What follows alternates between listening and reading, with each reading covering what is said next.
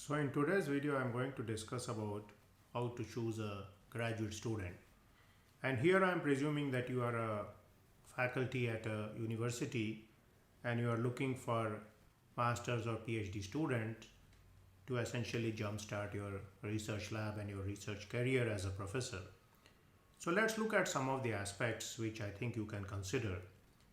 So I would say number one predictor for success in PhD programs is the CGPA or marks or scores the person has obtained during his bachelor's and master's degree program. So basically I have always found that the scores the person has obtained has a very good impact in terms of his or her success in the PhD program. And here I am referring to grades in the core field in which the person is doing his PhD. So for example, if you are a person in the field of mechanical and you are looking at a student's transcript, then you need to see what are the grades he has got in the various mechanical courses such as mechanics, heat transfer, dynamics, thermodynamics, solid mechanics, fluid mechanics, and so on. And it's less important as to what are the grades this person has got in psychology or history or some of these fields. So looking at the transcript will tell you a lot about the strengths and weaknesses of the person, and you should not only look at the CGPA or the marks cutoff. So very often there is a CGPA cutoff like 3.5 in 4 or a marks cutoff like 75 percentage. But these percentages and CGPAs do not reveal the entire extent of the person. So as far as I think, the marks he has obtained in the core field are very important and in English are very important, because essentially as a PhD, they are going to study a particular core field and then they are going to contribute to research using the English language. So these are the two key things which are required. Now the next thing which is important is the test scores, and most universities look at different test scores to quantify a student. For example, you may be looking at GRE, GMAT scores or GATE or TOEFL scores. And again, I would say that the university may have some cutoff for these scores and you can of course go with that. And keep in mind that as far as scores are concerned, more is better but less is not bad. More is better because the higher the test score of a person, the more is this person's capability as a quick thinker. And quick thinking is of course often required in research, but then research also gives you a lot of time. So even people who are not very quick in terms of thinking may be able to do a lot of research provided they are diligent. So that is something to keep in mind. So that is why I actually feel that the CGPA or marks are a better predictor than the scores for most people.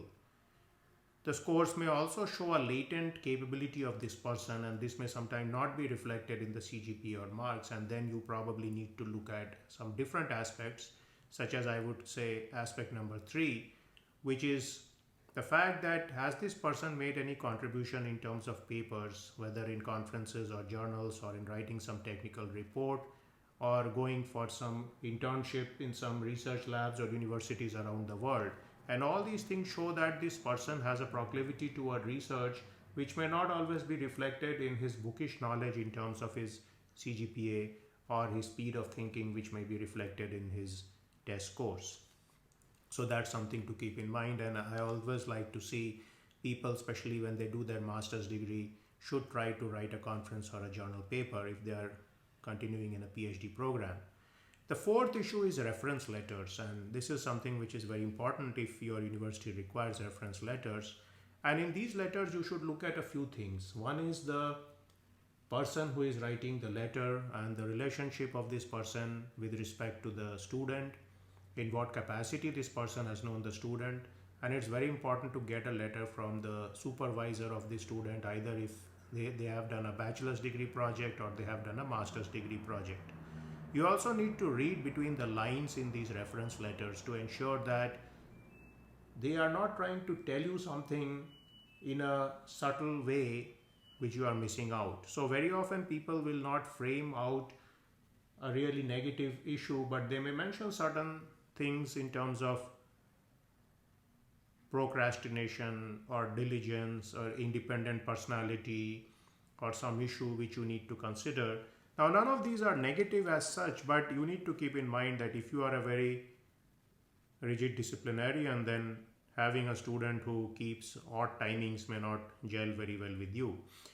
You also need to rank the letters of reference in terms of the people who are writing these letters, and especially if you know the person, then this letter has greater value, because generally when people write a letter for somebody they know or for a university where they know people, then they are more careful in terms of recommending a person, because they do not want this person to go to that university and then become a flop show there, thereby dragging down their own name with the student's name.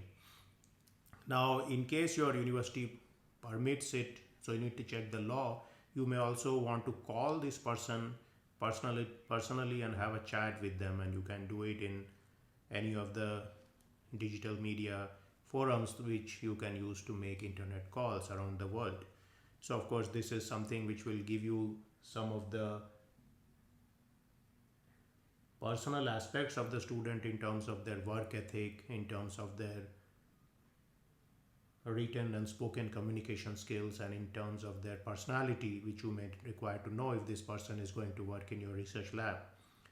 The next would be that I would suggest you do a Skype interview or an interview using any of the internet mediums with the student. And this is because many aspects of the student are not revealed in the CGP and the test scores, and you need to bring these out. You need to find out why the student wants to join your particular university or your research group, and also check out his spoken English. So there are many people around the world who have learned the art of doing well in various written exams, including GRE, GMAT, and so on.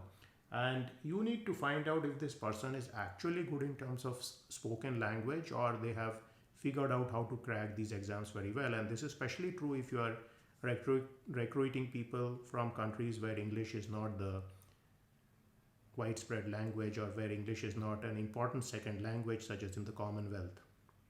Now, I look at some aspects which are more fuzzy. So one of the things is, if you are able to interview the student, whether through Skype or personally, that is very good. And you need to look at the body language and the eyes of the person, because some of these things can tell you a lot about the person. And typically I find that good research students have a piercing, vacant look, and they tend to blink less. So this is a personality which is typically suited for research. And again, I have found that introverted people make better researchers. So this is my personal experience. So again, if a person is showing too much proclivity toward extracurricular activities, then this person may probably not be able to devote the time required to do independent research. So again, people whose activities are more in line with reading or music or doing research or mathematics, or maybe building their vocabulary, may be better in terms of graduate student than somebody who has a huge friend circle and who may find a lot of time to do different things. And this is important because as a PhD supervisor, you do not have the time to police your lab and to check out what the students are doing all the time. And so it is a very free system. And so you want to make sure that you do not get students who use your lab to simply have a good social life and then just tell you that their code is not working, or their compiler is giving them a lot of bugs, or they are writing a paper and they have some problem in their experimental setup. You actually want to believe that these things are true. And what I have found, that there are students who actually may misuse these situations, and they may end up enjoying themselves too much because of the freedom which the PhD atmosphere has given them. So again, I hope some of these things were useful for you, whether you are a PhD supervisor or whether you are a PhD student who plans to become a PhD supervisor someday. And in fact, if you are a PhD student, these things may help you in figuring out what are the skills you need to develop and what is the demeanor you need to cultivate in order to be a good PhD student. So I hope you enjoyed this video. Thank you very much, and stay tuned to my channel.